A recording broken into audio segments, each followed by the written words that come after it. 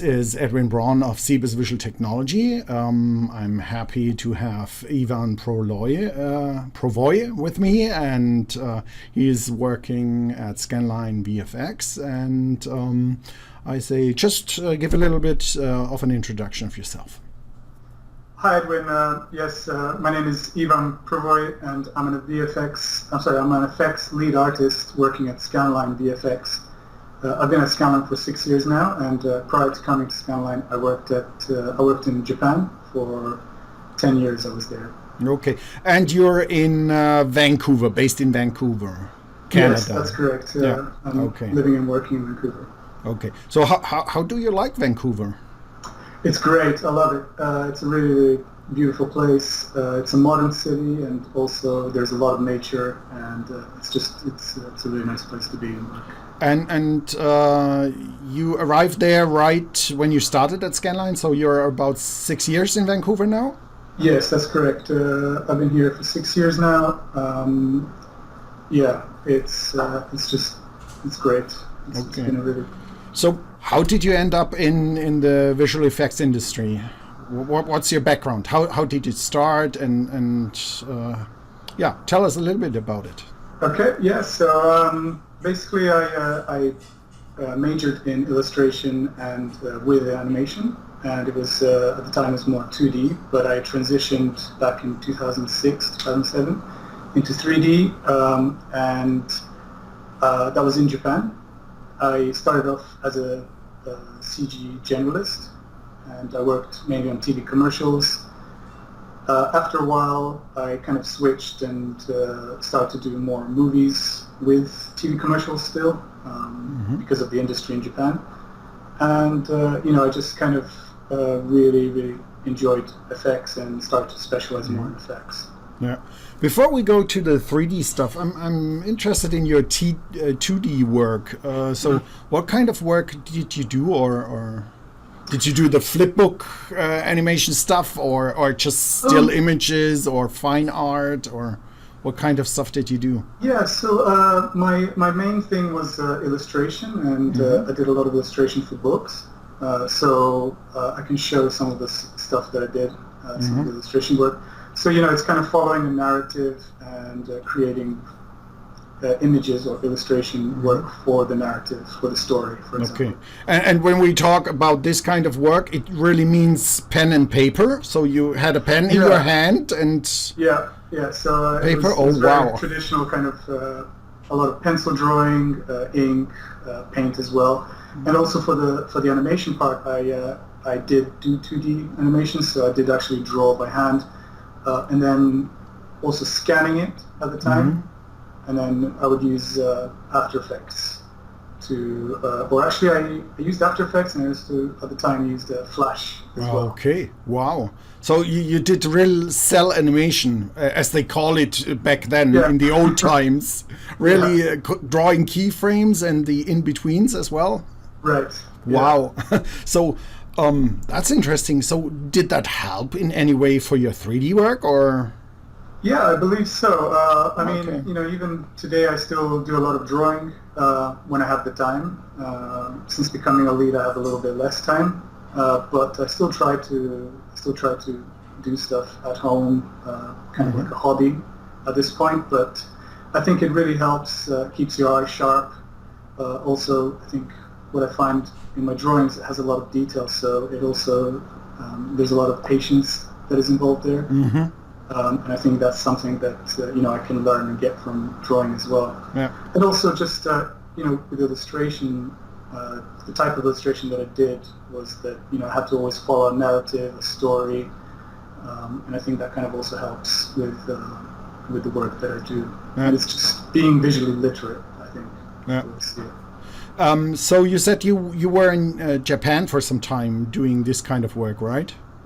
Yeah, I mean, fairly early on, I started to transition. Within a couple of years, I decided that 3D is probably, there's more work out there in 3D. And it's something that even my lecturers at university advised is that, if possible, it's a good medium, and there's just a lot of work. Yeah.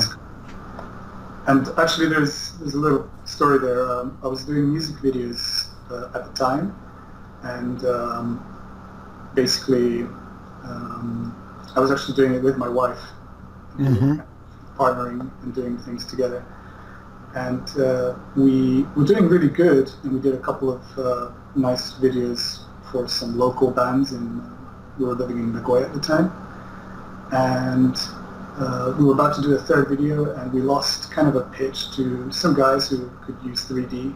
And I kind of felt at the time that it was the right time to kind of learn another skill, expand on it, so I can so we can actually get more work. Okay, so how did you end with Scanline then? You just sent them a letter and said, "Hey, I want to do that. Hire me," or how did it work? Did you visit a show or SIGGRAPH, for example, or? Actually, I applied from Japan. Okay. And sent my demo reel.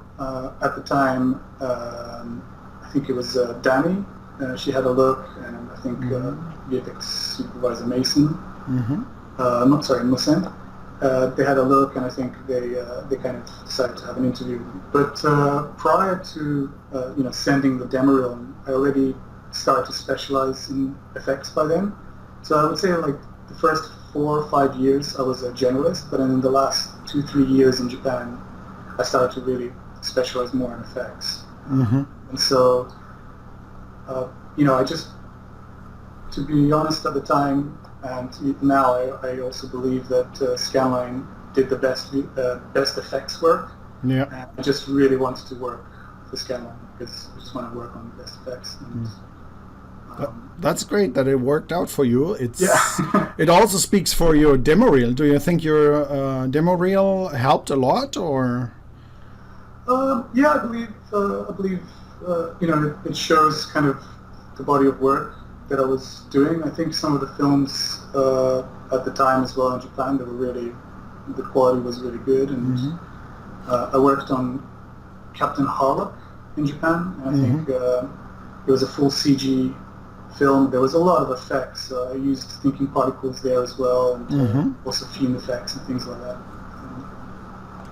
And so I had some body of effects work for film.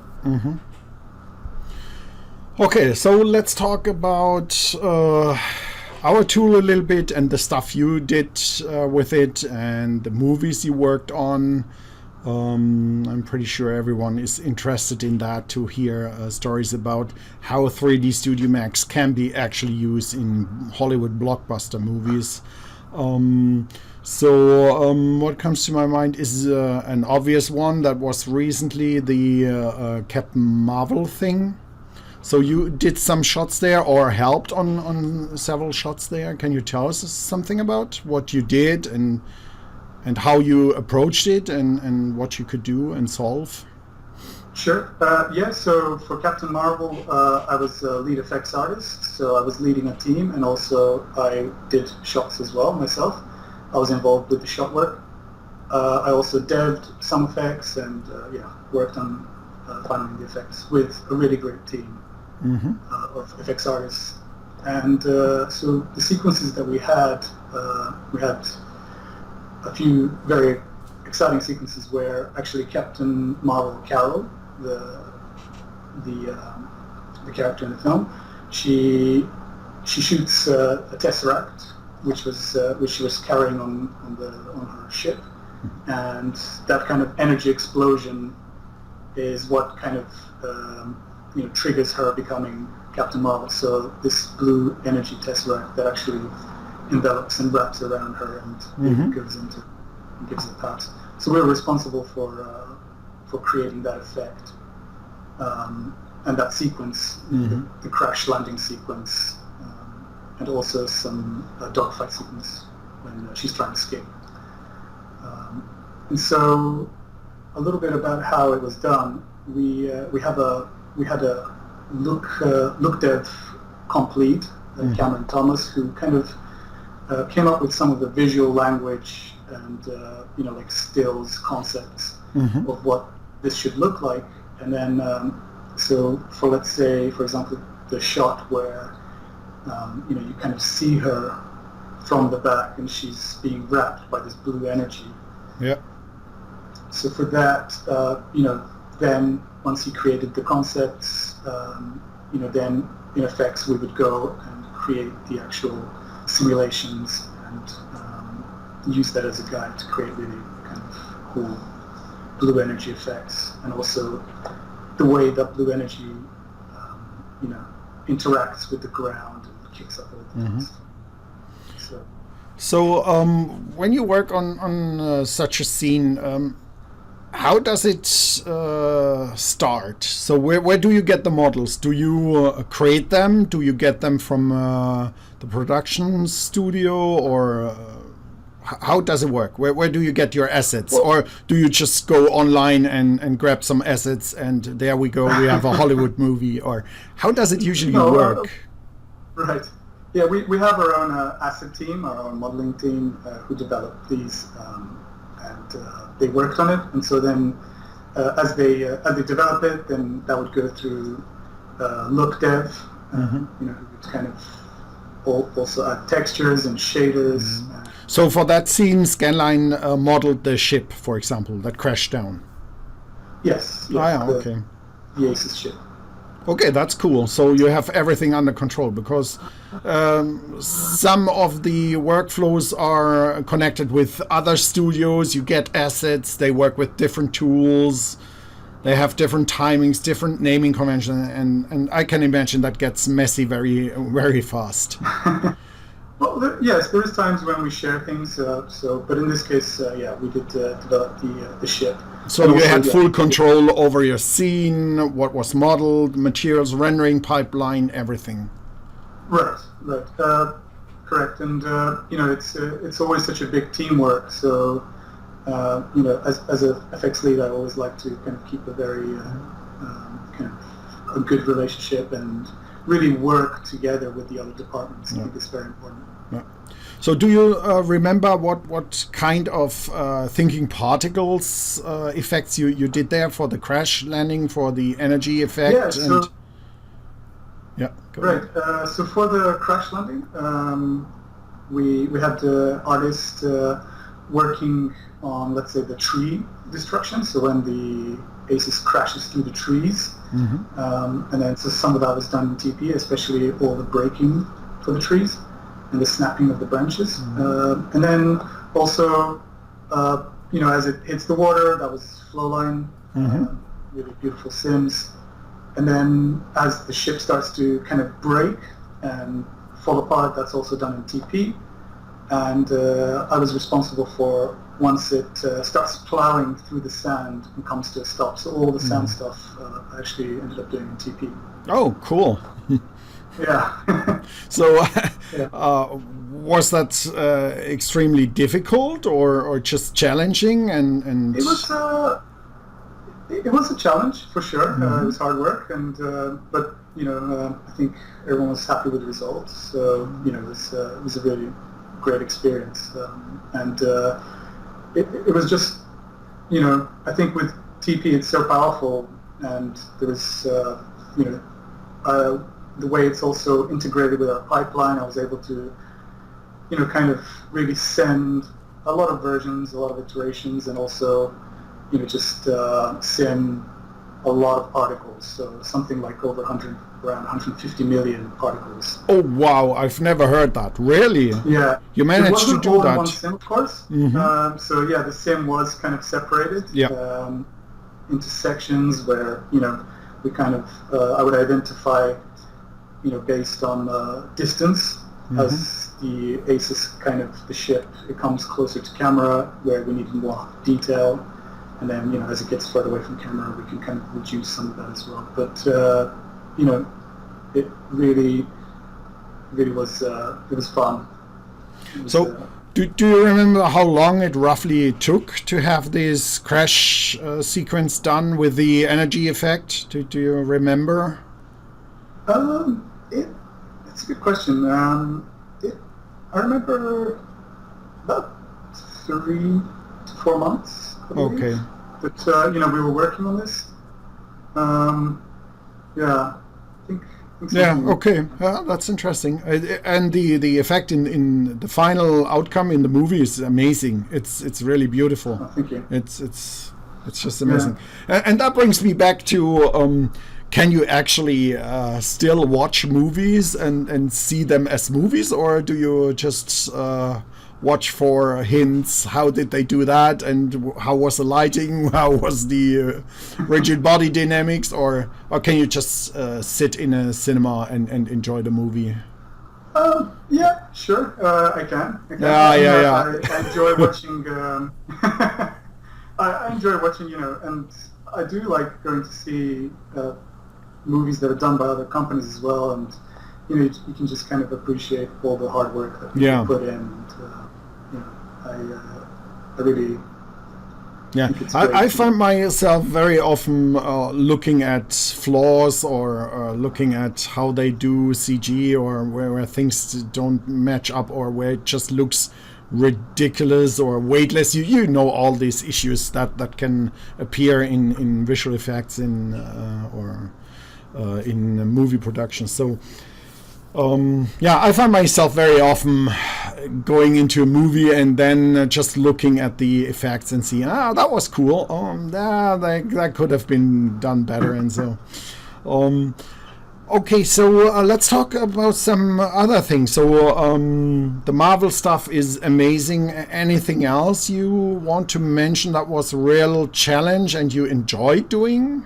Yeah, in this film, I have to say, I really enjoyed working with the team. The effects team was amazing, and also the experience working with Nick Crew, our VFX supervisor, and Harry Mukhopadhyay. Harry Mukhopadhyay was the DVFX supervisor as well. It was just it's a great experience, and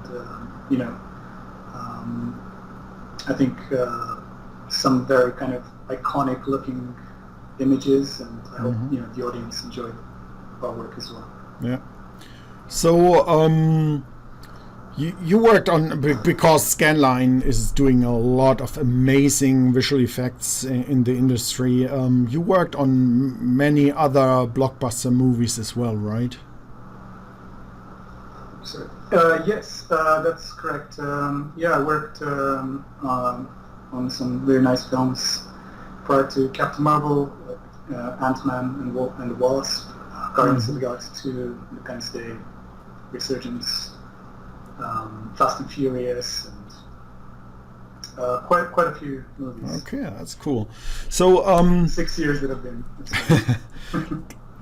Can you give the newcomers who want to get into the industry, who say, "Oh, I want to do visual effects, I want to become someone like you and do work in the area," what would you say to someone who wants to work with Scanline or with any other visual effects studio that's out there? We already learned that your demo reel seems to be playing an important role when you try to apply with the bigger studios. So is there anything else you want to tell someone who starts in the industry, what he needs to do, what is a waste of time, or what definitely needs to be done? It's a good question. I think if applying for, let's say, for effects, it's great to show a variety of effects work. Even if you're just starting out, if it's your personal work, it's just good to have a lot of variety. I think some of the things that I've noticed, when doing interviews or looking at candidates, is that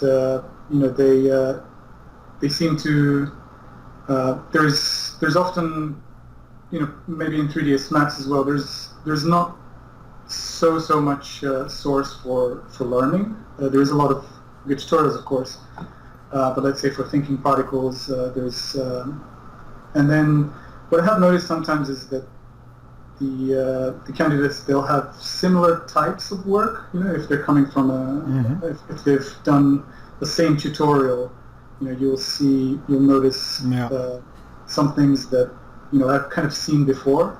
So I think, which is totally okay. I think it's great. It's just that personally, what I would do is after, let's say if I did the tutorial, I would also go and do an additional thing, where I take what I learned from it, but then apply it to something original or my own.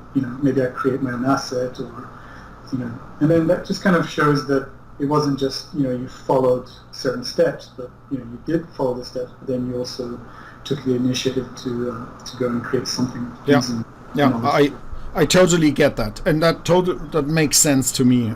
You need to, yes, do all the tutorials that are out there, do them step by step, one to one, so that okay, I followed all the steps, but in the end, you want to know, can you apply it to any other thing? Right. Because if you're just doing one building destruction or a rocket in building, everyone can follow a tutorial at some point, but can you apply it to something else where you need similar things, but they are in a different environment? So that's a very interesting and important point. So people should show original stuff, you say. That's an important thing. Yeah. The more, the better. Not everything has to be fully ground up, all your original, but the more you have, the better it is, I guess.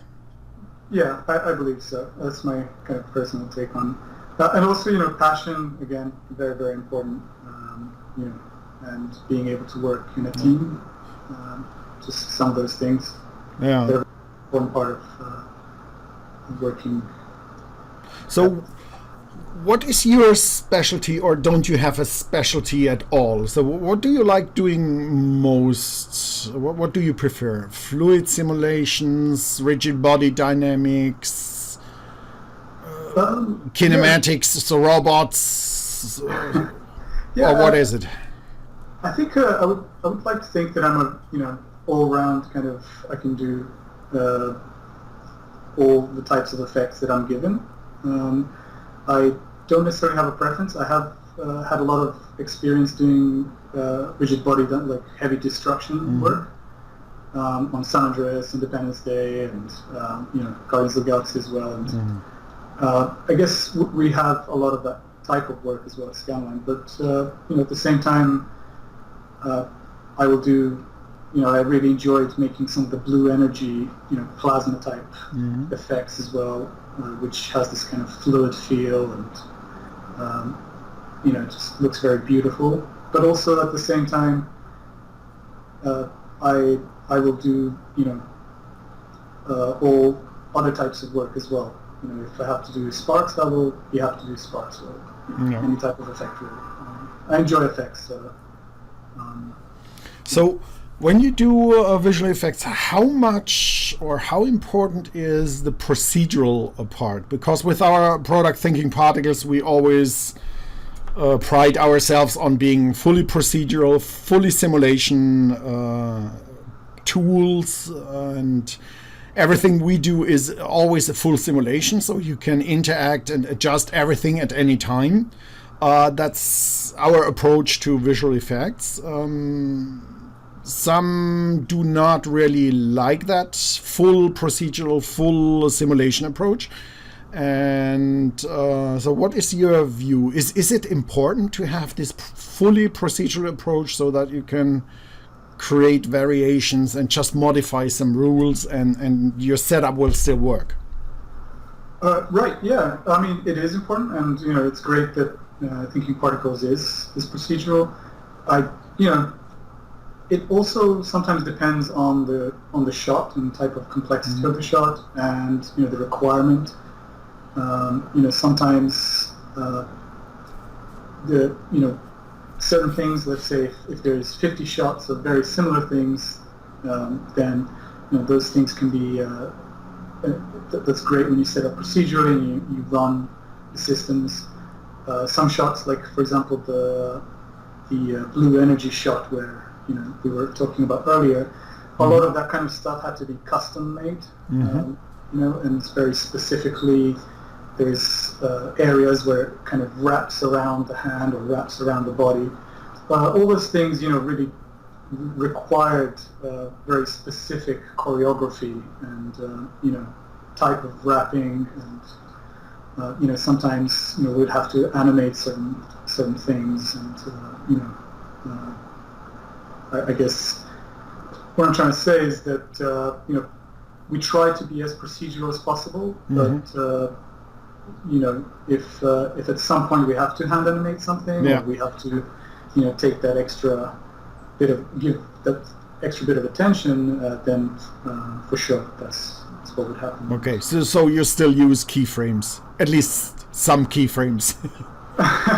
Yeah, I mean, every now and then, I think it's totally okay. Sometimes, it can actually be quicker to, let's say, sim something, and then you see the behavior, but then you could, let's say, animate it and reference the sim. Let's say it's under 20 objects or something. That's usually something that I have as a rule for 25. So, sometimes I will create a reference with the sim, and then, I could animate a certain object. And, the result will look fantastic, and it will also be a lot quicker, because sometimes if you want something to fall in a very specific place, or has to turn in a very specific, area and land somewhere, then, you could really force that in with effects animation. So, when you think back, what is the best memory you have so far? Your most favorite visual effect you worked on, where you're proud of? And then what is your worst nightmare you had, where you said, okay, I'll give up. What am I doing here? So let us know about the best and the worst experience you had so far. Yes. It's so hard to answer that, because What's the most memorable? You must have one where you always think, that was cool, I really loved that. Yeah. Or I liked some of the destruction work that we all did as a team on Independence Day. I think it's fantastic. And then, let's say so in Independence Day 2, I think the one that I really enjoyed was the hospital destruction that I did. And I can show you a couple of those. So there's one from kind of when you're looking down up at the hospital where it's breaking. I really enjoyed doing that. I think it was really nice, because by that time I really became very, very accustomed to large-scale destruction, and it just became a really enjoyable process. And it's kind of I like the way, as the hospital was getting destroyed, there's all these kind of large cut-up debris and lots of small, and it was kind of all very well balanced, and really enjoyed. And then also, for example, in Captain Marvel, the sand was, the result of that was satisfying, and the blue energy, and Ant-Man as well. There's a lot of good memories. Okay. Really good memories all over. Okay. And your worst nightmare? Tell us about the worst. There must be always something where you say, "Oh God, never again." Yeah. Well, I do remember some parts when I was in Japan, for example. There were some moments, especially because at the start, there's always the language. I couldn't speak Japanese. It took me at least, I would say, about 3 years to get into it. And so at the start, although I have to admit that I had really great support, like my friends and colleagues were extremely supportive in Japan, and I feel that their level of expectation of language was not so high, so I think they gave me a lot of support. But I remember, not always understanding perhaps what is required, and so as a result I would do a huge amount of versions just to make sure that the director or the supervisor would like something. So I think it took out a lot of energy. Yeah, I can imagine. If I do, let's say, for each one version I do 20 versions, and hopefully there's something there that so that was kind of one of those things. But I never felt oh, this is too much. It's just, I just remembered that I'm having to work very hard to achieve some. Yeah, I get the feeling you really love what you're doing, and I think then we can throw everything at you, and you would still take up the challenge and do it. I think that's an important part, that you really love what you're doing. Yeah, it's always, you're always looking at the watch, you always want more time, so it's always the opposite. When I used to work, during holidays, when I was a university student, just kind of between semesters, I remember, you're always looking at the watch, when is it going to finish? But, I'm always kind of the opposite. I always want more time. Okay, so let's circle back to Thinking Particles and when you started with it. You said you started with it right when you were in Japan, or moved to Japan, right? Yes, but you didn't work with it before that, or did you? No, so I moved to Japan back in 2004, and kind of transitioned to 3D CGI in around 2006, 2007. So I really started to get into Thinking Particles around 2010, 2011. And it was, I think at first it was very challenging. It was very different to P-Flow, or, I was using P-Flow and Reactor or something like that. Mm-hmm. But it was great after a bit of time. That's what I always say, new customers or beginners. I know it has a learning curve, but I guarantee you, when you get over this little hurdle, it depends on the individual, but let's say after 2 months, you won't go to anything else, because you can do whatever you dream of, and there's really no restrictions. And that sometimes also breaks our neck as a developer, because Thinking Particles is so flexible, and people can easily create crazy setups that we would not have expected or seen before. But yes, it takes a little bit of a learning curve, but as soon as they get it, they love it. That's how we explain it. I really agree. Yeah, I think, I remember it did take a bit of time, just to kind of get accustomed to it. But it just gives you so much control, and, there's already a lot of things for you there if you did want a certain, you don't want to start from completely building the system from scratch, but, you can also have a base where you can kind of start from as well. So there's just so much stuff there.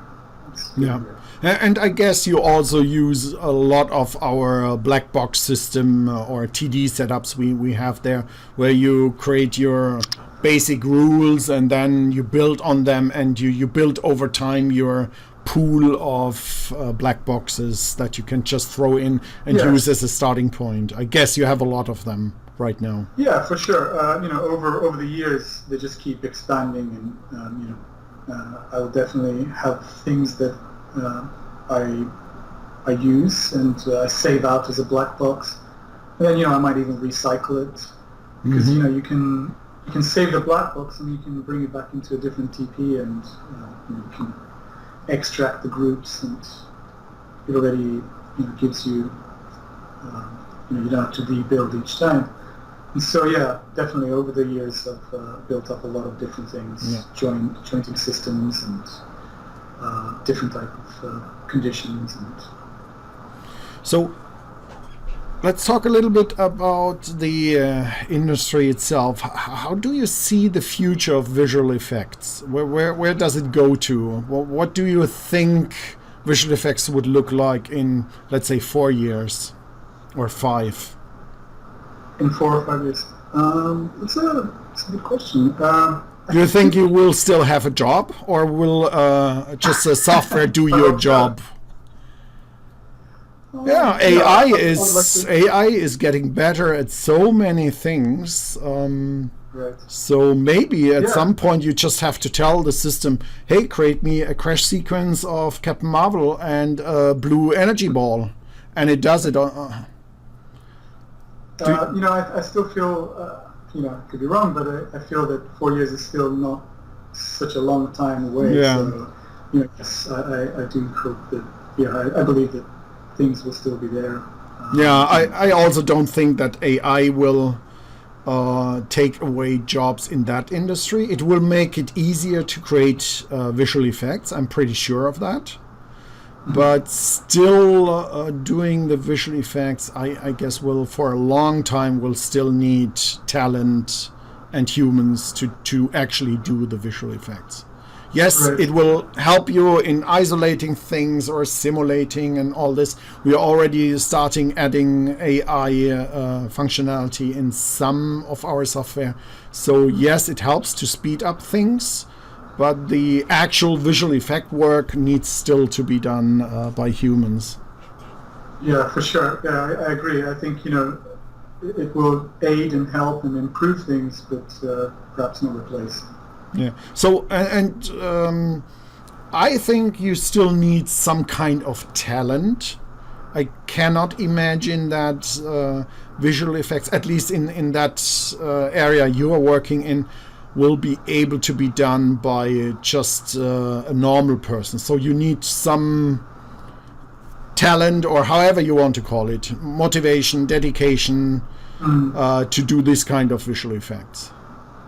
Right. Yeah. I mean, you mean in the future or now? Yeah, in the future. Yeah. I still, people need to understand how rigid body works, how physics work. They need to have a kind of a feeling how a scene setup might work, how the real world physics behave, because you're trying to recreate something that happens in the real world. When it's a spaceship that crashes, but it could also a plane crashing that happens in the real world as well. So people know from eyewitness movies how things should look like, and Hollywood always goes over the top, but still you want to recreate real world effects in these situations. So as a visual effects artist, you really need to be flexible to understand this. At least that's what I think. I cannot imagine that you can just grab someone from the street and say, okay, here's 5 hours training and now you do visual effects. I think it still needs dedication and some time to learn it and be good at it. Yeah, no, for sure. And, as you mentioned, the people, they understand it more and more. They're kind of accustomed to seeing a lot of things that happen in the real world through YouTube and other things. So a lot has been seen, and they know probably what some of these things look like as well. So kind of the eyes get used to some of the stuff. Yeah. But at the same time, of course, we're very we're always looking at references and trying to replicate some of this stuff that happens in the real world. But also, it is art as well, so there is a lot of kind of artistic sense involved in it. So, I think that's also something that's very particular to people as well. Mm-hmm. So I'm not sure if... So it's kind of going back, I was thinking about the machine part, the AI part, but, the effects also that we're trying to do are a lot larger than life. Yeah, that's Hollywood. So it's a spaceship that crashes at incredible speed into the ground, and people walk away without any broken bones and stuff. So yeah, we know that's Hollywood, but that's also what we enjoy watching and seeing. Yeah. So, and there needs to be talent that creates these kind of shots. So these movies nowadays, I can't imagine that modern, especially the hero movies.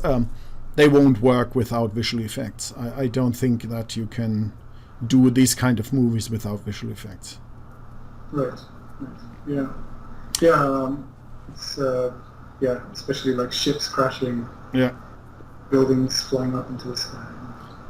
Want to say about thinking particles? Do you think we should add important stuff that is bothering you right now, or what would you like to see in our product? What would help you, and things like that? What comes to your mind?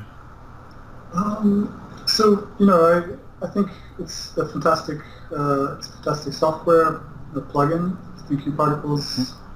I really enjoy making it. I really enjoy working with it, and I have to say that I think I may have mentioned before, but SC I really like. I like using the SC solver, and I'm hoping that this is something that you guys are still kind of continuing to develop and will continue to kind of use in the future. Yeah, we actually hear that more and more, that even after so long, because it's a very old operator we have there, our shape collision was the very first rigid body collision we had in there. People still love it, and it's still really good, and seems to help a lot in destruction sequences. So you would love to see that we keep on working on that, enhancing it, and bringing it to the modern setup and things we have in thinkingParticles right now. Yeah, that would be great. Okay, you're not the only one asking for that, so we will definitely consider looking into how we can improve on shape collision. The main thing is we moved to bullet physics, which offers soft bodies, rigid bodies, kinematics, robotics, and stuff. But yes, we hear all the time shape collision is still the preferred way to do these destruction and rigid body dynamics. So probably we have to listen. I think so. and we will. Thank you. So anything else you can think of? Are you doing lots of fluids? Or I know Scanline has the best large-scale fluids on the market. I think there's nothing right now that beats it.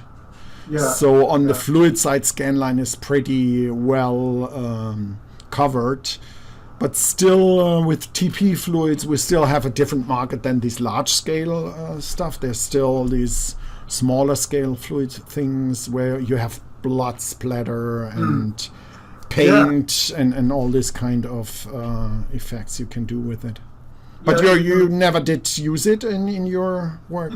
Actually, for some of the sand effects that we saw in the Captain Marvel crash landing, of the spaceship, so for some of the sound effects, I was also using flow, so the SPH. Ah, okay, that's interesting to know. Yeah, I was adding a lot of different types of conditions as well. So, and I think that's also why TP is so powerful. Because you can control the particles throughout the whole sim, and you can based on various conditions, distance from the ship, and how much it should get affected, and then I would switch groups and flow as well. It was just very powerful as well. Okay. So besides the shape collision in thinkingParticles, which operator do you use most? I use quite a lot of different operators. I think value to value is a great one. Okay, yeah. Of course, egg timer. The geom contact ones are great. And P-search, for example, is. I was waiting for that. P-search is. Yeah. P-search AB as well. Yeah. But yeah. Those are very, very frequently used. Okay. And sometimes, even things where it's more kind of packaged, I think these are great, like motion inheritance is a really good one, especially because it can be very easily and quickly used in some situations. If you need to brute force certain things, it's a really good operator. Okay. For example, effects, I think it's a lot of hard work. It's if you enjoy effects, it's a very enjoyable profession, and also at Scanline, we're expanding. We have studios now all over the world, basically, you may have heard of, we even opened in Korea a studio, and we're always looking for effects artists. So I always, if you have a passion, and I always recommend to apply and to try it out. And even if you come from a different background, if you use Houdini, that is okay. We have people who've from different software backgrounds have come and successfully transitioned and got them up to speed and helped them, and they've done great work. And so just it's a really great place to work and make cool effects. Okay, then I'll wrap this up. Ivan, thank you very much for being here with us. It was very interesting to hear how your career worked and what you do with thinkingParticles and what kind of effects you do. So thank you very much, and good luck. Thank you. It was a pleasure. Thank you for having me. Okay, goodbye. Okay.